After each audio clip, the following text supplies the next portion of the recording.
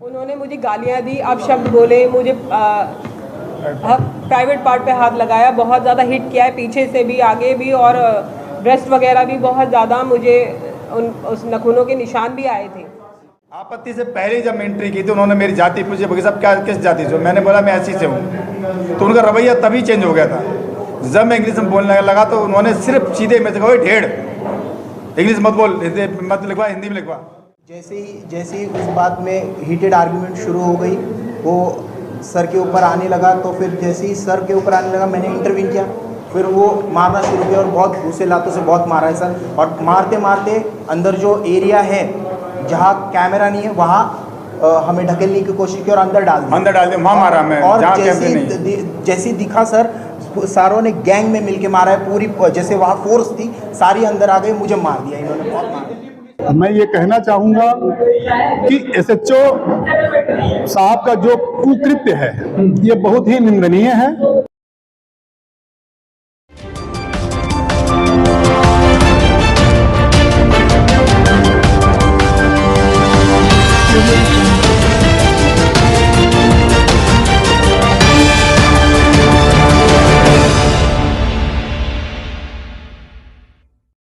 नमस्कार, मैं हूं रूप सिंह गोसाई और आप देख रहे हैं ANC इंडिया। सभी दर्शकों का बहुत अभिवादन करता हूं। और आज इस वक्त मैं मौजूद हूं डिस्ट्रिक्ट कोर्ट 30 हजारी में। यहां पर एक वकील, एक नहीं बल्कि उनके असिस्टेंट, उनकी पत्नी के साथ एक वाकया हुआ है और उसे कवर करने के लिए हम यहाँ पर आए हैं। दरअसल मामला है डाबड़ी थाने का और वहाँ पर किसी का एक घरेलू झगड़ा होता है और वो उस झगड़े को लेकर के पुलिस तक पहुँचते हैं। और जब आप पुलिस तक पहुंचते हैं और उनकी सुनवाई नहीं होती या जो भी मामला होता है, तो वो अपने रिश्तेदार जो कि वकील हैं, पति भी और पत्नी भी दोनों वकील हैं, तो अपने रिश्तेदार को फोन करते हैं कि भाई हमारे साथ ऐसा ऐसा इंसिडेंट हो गया है और हम इस वक्त थाने में हैं, आप आ जाइए। और जब वो दोनों पति पत्नी वकील वहाँ पहुँचते हैं डाबड़ी थाने में, तो वहाँ पर जो है अपने न्याय को लेकर के और जो कहा गया था कि भाई सुलह करवा रहे हैं इन दोनों की और आप बीच में आ जाइए और एप्लीकेशन लिख दीजिए वगैरह वगैरह, इस तरह का जब चल रहा था, तो वहाँ पर कुछ जो है कहा सुनी हो गई, बहस हो गई पुलिस के साथ। और उसके बाद इन वकीलों के अनुसार ये कहा जा रहा है कि वहाँ पर पुलिस ने इनके साथ बहुत ही बदतमीजी की, इन्हें बहुत भद्दी भद्दी गालियाँ दी और इनकी जो महिला वकील है, जो इनकी पत्नी है वकील साहब की, उसके साथ बदतमीजी की, उसके प्राइवेट पार्ट पर मारा, उसके ब्रेस्ट छेड़ा और इस तरह की घटनाएं जो इनके साथ हुई ये बता रहे हैं और जो इनका असिस्टेंट है उसके साथ भी। तो पूरा क्या मामला है हम आपको पूरा यहाँ बताने का, दिखाने का प्रयास करेंगे। तो आइए चलते हैं उनके चैम्बर में जहाँ पर एक प्रेस कॉन्फ्रेंस हो रही है और उस प्रेस कॉन्फ्रेंस के जरिए वो इस पूरे मामले का खुलासा करने वाले हैं। तो आइए चलते हैं। मेरी वाइफ का मेरे लिए फ़ोन आया कि हम लोग डाबड़ी थाने में हैं और मेरी बहन और जीजा जी का कलेश हो रहा था, कलेश ज़्यादा न हो जाए इसलिए मैंने 100 नंबर की कॉल की, तो पुलिस हम लोगों को डाबड़ी थाने ले आई है। मेरी वाइफ जब गई तो उन्होंने मुझे बताया कि जब हम लोग गए, IO साहब जो अपॉइंट हुए थे इस कॉल में, अनिल कुमार जी, उन्होंने मेरी वाइफ से जब इंट्रोड्यूस हुए तो उनसे पूछा होगा कि मैडम क्या करती, तो उन्होंने बताया हम लोग वकील हैं। तो उन्होंने डायरेक्ट इनसे भी जाति पूछी। फिर इन्होंने कहा कि मेरा हस्बैंड भी वकील है, तो उन्होंने कहा इनसे कि आप उनको बुला लीजिए वकील साहब को, इनका सुलह करा देंगे। इनका मेरे पास कॉल आया कि ऐसे बात है, जीजा जी का और बहन का ज़्यादा झगड़ा हो गया था और आप आ जाइए, इनकी सुलह करा दी थाने में। मैं इनकी कॉल जब मुझे मिली तो मैंने अपने एसोसिएट मिस्टर अभिजीत पवार को लेकर के मैं जब डाबड़ी थाने पहुंचा, जब मैं थाने अंदर गया तो SI अनिल कुमार जी मेरे से मिले। उन्होंने मेरे से कहा कि वकील साहब इनका फैसला करा दो। मैंने उन दोनों पार्टियों को कन्वेंस किया फैसला कराने के लिए, तो कन्वेंस हो गया फैसला करने। फिर उन्होंने कहा कि वकील साहब एक लेटर में लिखवा दो कि वो 100 नंबर की कॉल हुई है। अभिजीत पवार को मैंने डायरेक्शन दिया कि आप एक एप्लीकेशन लिख दो कि इनका दोनों का फैसला हो गया है। तो मैं इंग्लिश में इनको डिक्टेट करने लगा, तो इस बात पे उनको बहुत आपत्ति हुई। आपत्ति से पहले जब एंट्री की तो उन्होंने मेरी जाति पूछी, वकील साहब क्या किस जाति से हो? मैंने बोला मैं ऐसी से हूँ, तो उनका रवैया तभी चेंज हो गया था। जब मैं इंग्लिश में बोलने लगा तो उन्होंने सिर्फ सीधे में से कहा ढेड़, इंग्लिश मत बोल, मत लिखवा, हिंदी में लिखवा। मैंने कहा जनाब क्या बात होगी, आप जाति के नाम क्यों ले रहे हैं? इसी बात पे वो बहुत ज़्यादा एग्रेसिव हो गए और मारने को उठने लगे। मैंने उनसे कहा मैंने आप जाति के ऊपर नहीं बोलेंगे, तो हमारी आर्गूमेंट होने लगी। इस बात के ऊपर उन्होंने मेरे पर अटैक कर दिया, मेरे झापड़ घूसा पट्टी मारना शुरू कर दिया। मेरे एसोसिएट मिस्टर अभिजीत पवार उसे बचाने आए तो उन्होंने पुलिस वाले और बुला लिए जो वहाँ पर उपस्थित थे। उन्होंने सबने अभिजीत पवार को बहुत बुरी तरह से मारा। मेरे वाइफ बचाने आई तो इनको बहुत बुरी तरह से मारा, इनके प्राइवेट पार्ट में लातें मारी, इनको पकड़ा जेंट्सों ने। और मैं जब फ़ोन करने गया तो मेरे दो फ़ोन थे, दोनों उठा के ज़मीन में मार दिए उन्होंने, दोनों फ़ोन तोड़ दिए, मेरा चश्मा तोड़ दिया। अभिजीत पवार के गर्दन पे काफ़ी चोटें आईं और हमें ढेड़ चमार इस प्रकार बोल करके हमें अपमानित किया। और मुझे बोला कि उन्होंने नेता मत बन, माँ बहन की गंदी गंदी गाली दे रहे, बहन चो चमारो साले हो, तुम पढ़ के वकील बन गए, तुम हमें सिखाओगे। इस प्रकार का हमारे साथ बर्ताव किया। अभिजीत पवार को बहुत मुश्किल से हमने छुड़ाया और हमें उन्होंने पकड़ के अरेस्ट कर लिया। बड़ी मुश्किल से अपनी जान बचाकर थाने से बाहर निकले। थाने से बाहर जब हम लोग आए तो हमने 100 नंबर की 2 कॉलें की, मेरी मिसेज ने, कोई पुलिस नहीं आई। फिर हम सीधा अपनी गाड़ी लेकर के हम दीनदयाल हॉस्पिटल पहुँचे। वहाँ पहुँचकर हमारी एमएलसी हुई। एमएलसी होने के बाद भी हमने 4-5 कॉलें वहाँ से भी की, 100 नंबर की, 112 नंबर की। पुलिस ने तो कोई हमें रिलेवेंट कॉल नहीं आया, न कोई हमें पूछने आया। एक ऐसा ही आए थे रमेश चंद जी, सिर्फ हमारा नाम पूछ कर चले गए कि वकील साहब को इलाज मिल रहा है, नहीं मिल रहा। मैंने कहा साहब इलाज नहीं मिल रहा है। वो डॉक्टरों को बोल के चले गए कि ये लोग वकील हैं, आप इनका थोड़ा अच्छी तरह से इलाज कर दो, बस। उसके बाद आज तक 24 तारीख से लेकर आज तक 27 तारीख तक हमारे पास कोई किसी प्रकार का कॉल नहीं आया, न किसी ने हमें बोला कि आप वकील साहब स्टेटमेंट दे दो या नहीं दो। कल हम कुछ वकील मिलकर के डीसीपी द्वारका गए थे हम, तो विक्रम जी थी शायद वहाँ, आईपीएस हैं डीसीपी अंकित सिंह जी हैं, सॉरी। तो उन्होंने हमें पहले टाइम नहीं दिया मिलने के लिए। जब हमने बहुत ज़्यादा रिक्वेस्ट की तो मिले, तो फिर उन्होंने हमें इग्नोर करने के जैसे उन्होंने बोला और हमसे 3 दिन का टाइम मांगा। 3 दिन का टाइम मांगा, बोले जी मैं 3 दिन में इंक्वायरी कराऊंगा। हमने रिक्वेस्ट की डीसीपी साहब ये बड़ा हीनियस क्राइम हो गया है, मेरी वाइफ को उन्होंने बुरी तरह से मारा है। मेरी वाइफ ने रिक्वेस्ट की, उन्होंने बोला नहीं 3 दिन का टाइम दो। तो मैं सभी से यही कहना चाहूँगा कि शायद आज बाबा साहब होते तो बाबा साहब को दुख हुआ होता कि आज वकील तक यहाँ सेफ नहीं है। तो आप देख लीजिए क्या हाल समाज का है कि जाति पूछ करके मारा जा रहा है हमारे लिए। यस बोलिए विक्रम। जैसे मैडम आपके साथ में थी जी, एडवोकेट भी हैं जी, तो महिला संरक्षण पर हमला हुआ है जी, थाने के अंदर जी, दिल्ली में ये हमला होता है, राजधानी दे जी हाँ। बट कहने मतलब है बहुत रेस्पॉन्सिबल जहाँ होना चाहिए, जिम्मेदार, वो जिम्मेदारी पूरी खत्म है जी। कोई महिला डर के मारे हमारी कम्युनिटी तो जाएगी नहीं थाने, कैसे थाने? जी जी, क्या कहेंगे? देखिए ये एक डर बनाने का उन्होंने पूरा प्रकरण तैयार किया है कि एक डायग्राम तैयार किया कि जिस प्रकार से कोई हम अपनी आवाज़ न उठा पाएँ, एक महिला अपनी आवाज़ न उठा पाए, कि महिला को जेंट्स होने, आप सीसीटीवी उस बात के गवाह हैं, कोई भी वहाँ लेडीज़ कांस्टेबल लेडीज़ अधिकारी नहीं थी।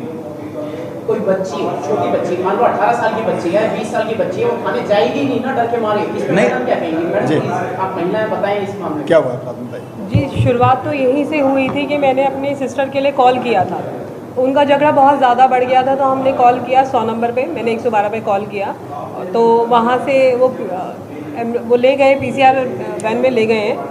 तो हम वहाँ तक गए तो उन्होंने कोई बात नहीं की। फिर वहाँ जाने के बाद कि आप कौन हो, ये मैंने कहा मैं इनकी सिस्टर हूँ और मैं एडवोकेट भी हूँ।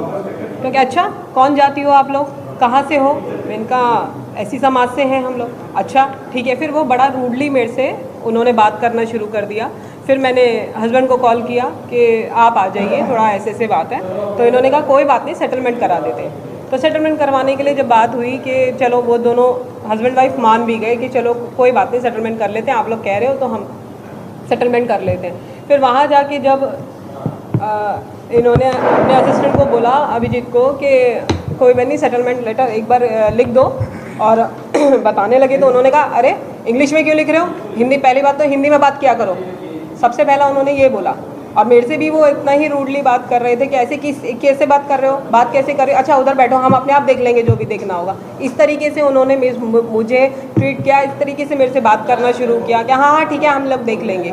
फिर महिला पुलिसकर्मी वहाँ मौजूद थी? जी नहीं थी, एक भी नहीं थी। और जिस टाइम हमें पीटा गया, जब मैं इन लोगों को बचाने के लिए बीच में आई हूँ, तो भी कोई नहीं था, सारे जेंट्स थे, सारे मेल थे। महिला हेल्पलाइन और मुझे पे आपने कॉल किया था, ट्राई की कोशिश की? नहीं, उस टाइम वो हालात ही नहीं थे, कॉल कैसे करते, इतने सारे मेल थे कि सबने मुझे पकड़ा हुआ था। उन्होंने मुझे गालियाँ दी, आप शब्द बोले, मुझे प्राइवेट पार्ट पे हाथ लगाया, बहुत ज़्यादा हिट किया है, पीछे से भी आगे भी, और ब्रेस्ट वगैरह भी बहुत ज़्यादा मुझे उस नाखूनों के निशान भी आए थे। क्या आपको लगता है कि इस घटना के बाद में हर थाने में इस तरह की वारदात को रिकॉर्ड करने के लिए सीसीटीवी कैमरा कंटिन्यू होने चाहिए 24 आवर्स? बिल्कुल होने चाहिए। मैम आप एक प्रवक्ता भी हैं और उसके बाद में आपके साथ अगर इस तरीके से अगर दुर्व्यवहार किया जा रहा है तो क्या सिविलियन अगर वहाँ पे जाते हैं बिल्कुल भी क्या नहीं उनके है, साथ में नहीं करना नहीं बिल्कुल सेफ नहीं है वहाँ पे, कोई भी सेफ नहीं। जब मेरे जैसी अगर हमसे इस तरीके से बात कर जा सकती है, एक वकील से ऐसी इस तरीके से बात कर सकते हैं। सबसे बड़ी बात है कि मैं महिला थी। आप वकालत भी एक साइड अगर देखी जाए तो मैं सबसे पहली बात ही एक महिला थी, आराम से बात कर सकते थे। जातिवाद का तो मतलब ही नहीं आता। जाति कोई भी जाति जा सकती है, वो तो सरकारी उस पर बैठे हैं, वो तो हमारे लिए ही बैठे हैं। तो वहाँ पे ये सारी चीज़ें तो वो कोई भी सेफ नहीं है, कोई भी नहीं जा सकती। महिलाएं तो जाएगी ही नहीं। वो पहले ही यही तो होता है, आज तक यही होता आया। महिलाएं पहले ही जब देखती हैं कि थाने जाना है, कोर्ट जाना है, तो हमने जाना ही नहीं है, हमने केस ही नहीं करना। कितने यही सारी चीज़ें होती हैं। इस बात का अनुमान लगता है इस घटना से जी कि बच्चियों को, हमारे समाज की बच्चियों को खासतौर से वो फर्जी केसेस में भी फंसा देते होंगे। हाँ बिल्कुल बिल्कुल बिल्कुल। जैसे अंजलि हत्याकांड हुआ जी जनवरी 2022 जी जी और उसके साथ में उसकी फ्रेंड नेहा भी, हाँ जी, अंजलि की तो खैर हत्या हुई थी, निर्मम हत्या हुई। जी ऐसे लोगों के खिलाफ और ऐसे स्टेशन के अगर इस तरीके से कानून के रखवाले ही अगर इस तरीके का माहौल बनाएंगे तो आखिर में हमारे देश के अंदर में, हमारे समाज में इसका अब क्या असर पड़ेगा और कानून से क्या मानना? कानून का राज नहीं है। उन्होंने हमें जो गालियाँ दी, बद्दी चमार, ढेड़ चूड़े चमार जो बोला, और ये कहा कि इन सालों को उठा के बंद कर दो, और ये ढेड़ चमारों का दिमाग ज़्यादा आगे बढ़ गया, बहुत ज़्यादा पड़ गए। इस प्रकार से हमें अपमानित किया। हम बड़ी मुश्किल से वहाँ से अपनी जान बचा के आए। उन्होंने फोर्स लगा दी, उन्होंने चारों तरफ से हमें घेर लिया, हमें निकलने नहीं दिया जा रहा था वहाँ से। सर आपके साथ 3 मामले हुए। एक पहला जो सरकार या कानून कहता है कि महिलाओं की सुरक्षा, वो सुरक्षा नहीं हुई। उसके बाद हिंदी को बढ़ावा देने के लिए सरकार प्रयास करती है, वहाँ आपको बोला भाई हिंदी में बात करो, इंग्लिश में मत करो, है ना। और तीसरा आपका SC/ST का जो चमार बोला, तो आप एक वकील होने के नाते क्या है? सर चमार ही नहीं बोला, उन्होंने माँ और बहन की गंदी गंदी गालियाँ दी कि मैं नहीं बता सकता, तेरी बहन को ऐसा करूँगा, तेरी माँ को ऐसा करूँगा, मारो बहन चौथ को, ढेड़ को, साले को, इसको पटक के मारो, उसको मार दो बैठ। महिला की मौजूदगी में जी, महिला की मौजूदगी मुझसे तो इस तरीके की बात की, इतने सारे अपशब्द बोले हैं कि मैं यहाँ पे मीडिया के सामने ये सारी चीज़ें बता भी नहीं पाऊंगी। अब कानूनी कार्रवाई क्या क्या बनती है और किन किन धाराओं में केस दर्ज करके उनको जेल भेजा जा सकता है? एज ए एडवोकेट बताएं सर। मैं एज ए एडवोकेट मैं आपको यही बताना चाहूँगा, SC/ST एक्ट का मामला बनता है, हमें अपहरण किया उन्होंने, इलीगल डिटेन किया हमें उन्होंने, तो ये बहुत सारी धाराएं उसमें बनती हैं। अब देखिए कोर्ट के ऊपर है, कोर्ट से हम न्याय मांगेंगे, कोर्ट क्या करती है। तो अभी तक एक्शन ले चुके हैं या लेना है? सर हमने कल एप्लीकेशन अपनी दे दी है, सबके लिए एप्लीकेशन दे चुके हैं, CP साहब को भेज चुके हैं, मेल कर दिया CP साहब को, DC साहब को से रिसीविंग ले लिया हमने, DCP साहब से पर्सनल हम मिल के आए हैं। उन्होंने 3 दिन का हमें समय मांगा है। हमारे अभिजीत एसोसिएट हैं, अभिजीत पवार जी, इनको गले से कुछ खाया पिया नहीं जा रहा, इतने गले दबा दबा के मारा है। आप मौके पर मौजूद थे? हाँ, मैं मौजूद था। सर ने मुझे जो एप्लीकेशन लिखने के लिए कहा था, वो एप्लीकेशन के लिए सर ने कहा था कि सर डिक्टेशन दे रहे थे मुझे। तब जैसे कि मैं इंग्लिश में ठीक ठाक लिख पाता हूँ, तो मैंने इंग्लिश में शुरू कर दिया था। तो जैसे ही शुरू कर दिया, उसने शुरू किया, तुम ढेड़ हो, चमार हो, तुम्हारी इतनी औकात बढ़ गई, तुम हमारे सामने ये करोगे। तो फिर फिर जैसे ही उस बात में हीटेड आर्ग्यूमेंट शुरू हो गई, वो सर के ऊपर आने लगा। तो फिर जैसे ही सर के ऊपर आने लगा, मैंने इंटरवीन किया, फिर वो मारना शुरू किया और बहुत घूसे लातों से बहुत मारा है सर। और मारते मारते अंदर जो एरिया है जहाँ कैमरा नहीं है, वहाँ हमें ढकेलने की कोशिश की और अंदर डाल दिया, वहाँ मारा मैं। और जैसी दिखा सर, सारों ने गैंग में मिलके मारा है पूरी, जैसे वहाँ फोर्स थी सारी अंदर आ गई, मुझे मार दिया इन्होंने, बहुत मारा। दिल्ली पुलिस के ही अधिकारी जैसा सारे दिल्ली पुलिस के। उसके पर ऐसा तो नहीं कि मतलब आगे से भी किसी और को बुला रखा हो उन लोगों ने, ऐसा कुछ? ये हम नहीं कह सकते, क्योंकि ये तो लग रहा था कुछ औरों को बुला रखा उन्होंने हमें पिटवाने के लिए। उनका पहले से ही, जैसे हम लोग पहुंचे तो वो पहले से यूनाइट इकट्ठे होने शुरू हो गए थे, कह रहे थे कि फोन निकाल लो, इनके क्या फोन निकाल लो। आपको कि ये पहले से ही सोची समझी साजिश के तहत आप लोगों के साथ में ऐसा किया गया? क्योंकि हम गए तो हम काफ़ी फोर्स इकट्ठा था, काफ़ी पुलिस वाले इकट्ठे थे, जब मैं और मेरे एसोसिएट गए हम। हाँ, बहुत सारे। जिस पार्टी के द्वारा आप लोग वहाँ पर पहले पहुंचे थे, जो आपकी जो सेकंड पार्टी जिससे आप लोगों का झगड़ा या विवाद हुआ था, क्या लगता है कि उन्हीं के द्वारा हो सकता है कि रिश्वत दे करके आप लोगों को इस तरीके से कुछ करवाया गया? नहीं, वो इनकी मेरी मिसेज की सगी बहन है वो। आपकी उनकी सगी बहन? हाँ, उनकी सगी बहन है। उनका आपस में मियाँ बीवी का झगड़ा था। अच्छा, उनका फैसला कराने गए थे हम लोग। डोमेस्टिक मैटर झगड़ा नहीं हुआ था, हम सिर्फ उनके फैसले के लिए गए थे। क्योंकि ये 112 की कॉलर थी। इन्होंने कॉल किया था कि मियाँ बीवी में कुछ मिसहैपनिंग ना हो जाए, इन्होंने कॉल किया था। इसीलिए पुलिस वालों ने इनसे कहा कि आप मैडम साथ चलो, आप उनका फैसला करा देना। जिनसे प्रताप सिंह हमलावर रहा, पहला हमलावर वही था? नहीं, अनिल कुमार सिंह, ASI अनिल कुमार सिंह। जो हमलावर पुलिस वाले थे, क्या इनकी गिरफ्तारी और बर्खास्तगी संभव है कानून के तहत?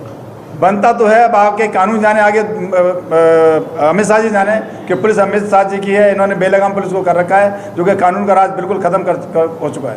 साहब, ऐसा नहीं लगता कि आप लगभग 2-2.5 दिन से दिल्ली यूनिवर्सिटी में प्रोटेस्ट पे जा रहे हैं, तो कहीं वहीं से आपकी पहचान वहाँ पहुँची हो, उस एंगल को आपने नहीं सोचा? मैं सोचा है, मैंने कहा है अपने भाइयों से, मैंने कहा इन्होंने मुझे पहले से ही कोई अकाउंट रहा है जिसके तहत, क्योंकि वो ऐसा हिसाब से वो CCTV फुटेज में आ जाएगा। वो बार बार कॉल कर रहे थे, मुझे नहीं पता किससे कॉल कर रहे थे, और जैसे ही कॉल उनके खत्म वैसे वो वायलेंट होना शुरू हो गए वो, और वैसे ही वो पुलिस वाले इकट्ठे होने शुरू हो गए थे। जैसे नागल वाले में भी हम केस में उसमें थे, और वो बाहर वो राबिया केस था संगमेर वाला, उसमें मैंने बढ़ चढ़ के हिस्सा लिया था। और भी सोशल मूवमेंट रहते हैं, तो उसमें आप मीडिया वाले गवाह हैं। मैं वहाँ था, मैं पूरा 13 दिन वहीं थे हम लोग। मैं 13 दिन, हम लोग रात और दिन वहीं थे। तो आपकी प्रसिद्धि थाने में पहले से दलित समाज से? जी, सबको पता है कि मैं दलित समाज से हूँ सर।